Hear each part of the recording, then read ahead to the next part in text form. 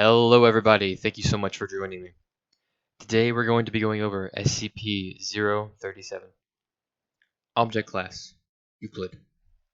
Special Containment Procedures list that the SCP is magnetically contained in a subterranean complex known as Site-22. Object size, spectral signature, and temperature are constantly being monitored, both on-site and remotely, from Site-99.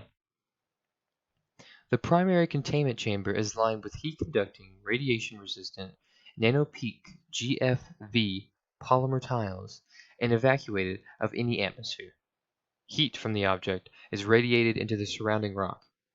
Should enclosure integrity become compromised, the emergency system will generate a low-power argon plasma shield. This is projected to provide a minimum of 4 hours for on-site engineers to effect necessary repairs before the object breaches containment.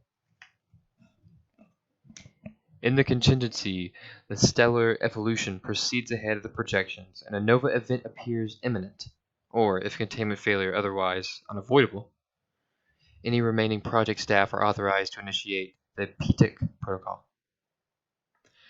Description: SCP-037 appears to be a star approximately 5 centimeters or 2 inches in diameter, with a luminosity of about 1 to the 10 to the negative 12 times that of our Sun, and a surface temperature of about 5,000 Kelvin, determined by UBVRI analysis. The origin of the SCP is unknown. However, analysis suggests that it shares many properties in common with a typical main sequence star. Other than anonymously small size, it is theorized to have Earth's magnetosphere via a north magnetic pole. The object was discovered in 19 above the Beaufort Sea, approximately the North Magnetic Pole. Intense electromagnetic interference was reported by Canadian Forces Station, the CFS, alert, followed by an extremely bright object descending toward the ocean from the sky. The SCP's Guardian responded and discovered that the object wavering in an erratic trajectory of about 200 meters above the surface of the water. Once containment procedures were devised, it was transported to Site-32 for study. Containment from transport of Site-32 of the SCP have been achieved by the use of powerful electromagnets, to which the artifact aligns itself according to its own magnetic field.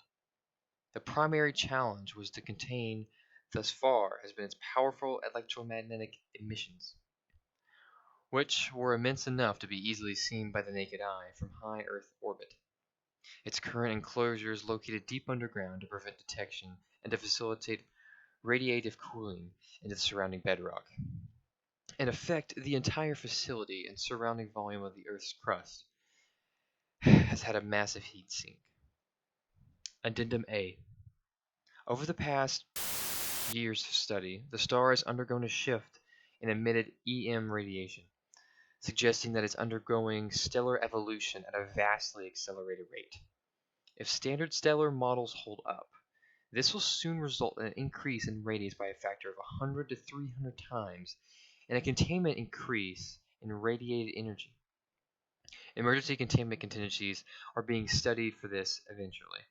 Further progression of the star's life cycle will likely terminate in a stellar nova, which is estimated to have a yield of. Extrapolations predict this to occur in.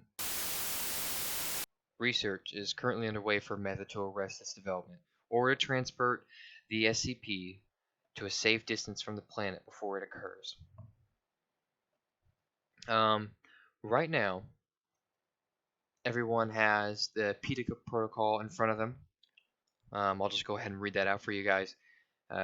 Since everyone in the room will be going along with this SCP, your main job is to know about this protocol in case of adversaries.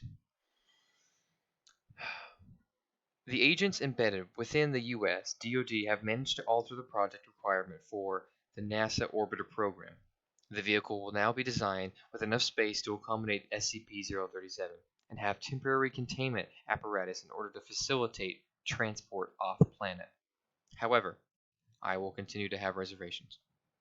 Modern rocket technology simply is not reliable enough for needs of this project.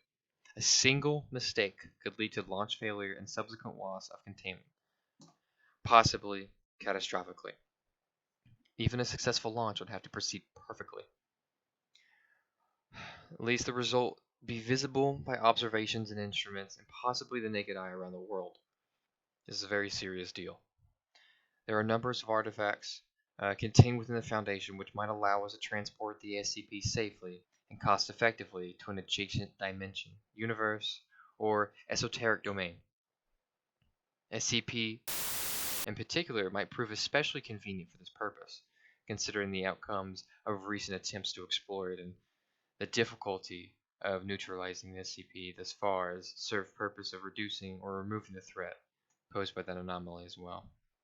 I implore you to reconsider the PCAC protocol or proposal submitted in light of these concerns. With that being said, everyone can return to their command posts. We will speak more on this matter when your jobs are assigned, and Godspeed.